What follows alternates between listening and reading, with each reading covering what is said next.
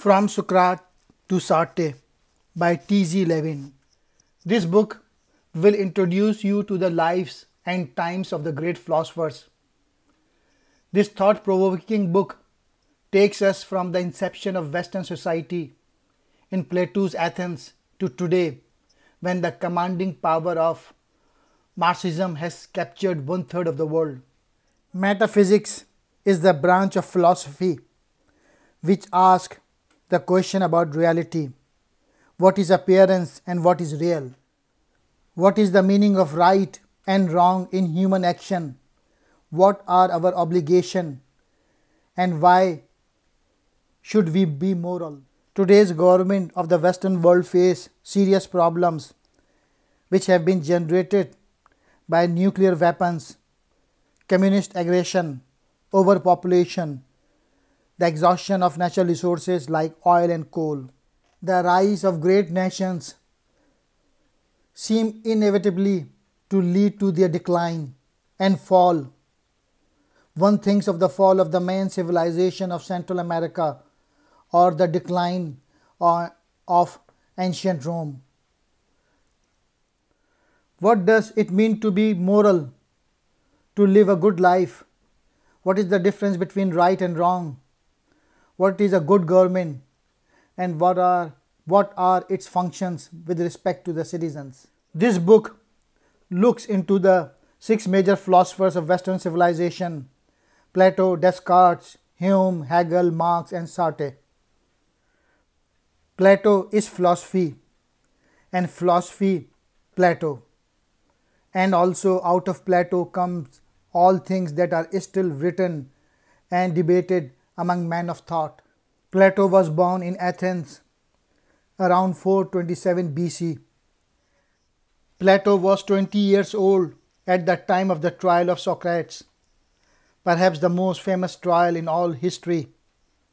The charges which the Athens brought against Socrates: he was charged with impiety, speaking against the gods, and also with corrupting the youth of Athens. When his friends begged him to escape, Socrates argued that it would be legally and morally wrong to escape, since every citizen of a state has entered into a society contract to obey its laws. And he also argued that the individual who disobey the laws of their own society tear away the foundation of group life. Here are the main points of Socratic philosophy. Number 1. The only true wisdom consists in knowing that you know nothing. Number 2. His second philosophy point in his apology is that the improvement or tendance of the soul, the care for wisdom and truth, is the highest good. Socrates' third point is to say to the Athenians that if you condemn me, you will sin against the gods who have given me to you. The fourth and most important point in Socrates' speech principle, to know the good, is to do the good. Evil, wrongdoing or vice are due to the lack of knowledge or to ignorance or to nothing else. If virtue is knowledge, and if to know the good is to be good, the wrongdoing comes only from failure to know what is good.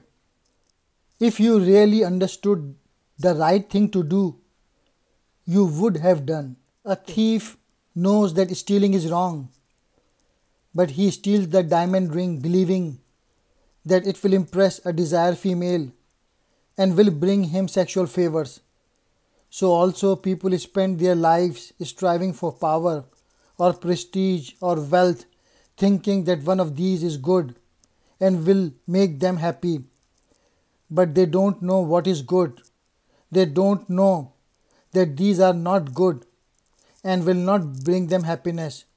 Only needs to know human nature, the true nature of human being, in order to know what is good for humans and what will bring happiness.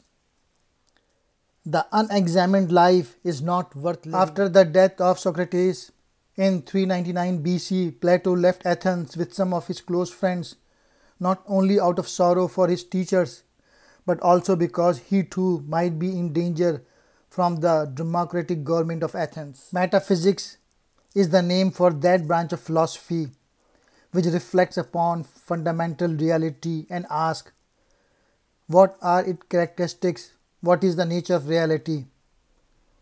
Plato metaphysics claims that there are two kinds of reality. There is the reality of physics objects in space and time,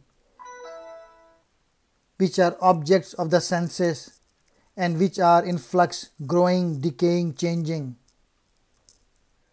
Plato maintains a virtue-based conception of ethics.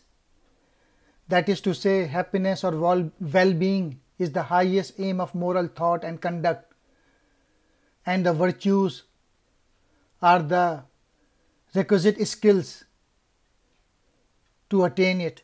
René Descartes. From my childhood, I lived in a world of books, and I was eager to learn from them. But as soon as I had finished the courses of studies, I found myself saddled with so many doubts and errors that I seemed to have gained nothing. I always had an extreme desire to learn how to distinguish the true from the false in order to see clearly how I should act and to be able to travel with assurance through this life. David Hume.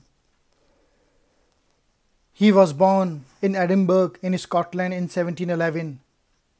He grew up in poverty at the Hume family estate. David Hume contends that moral evaluation depends significantly on sentiments or feelings. Hume argues that all ideas are ultimately copied from impressions. He argues that there is no permanent self that continues over time.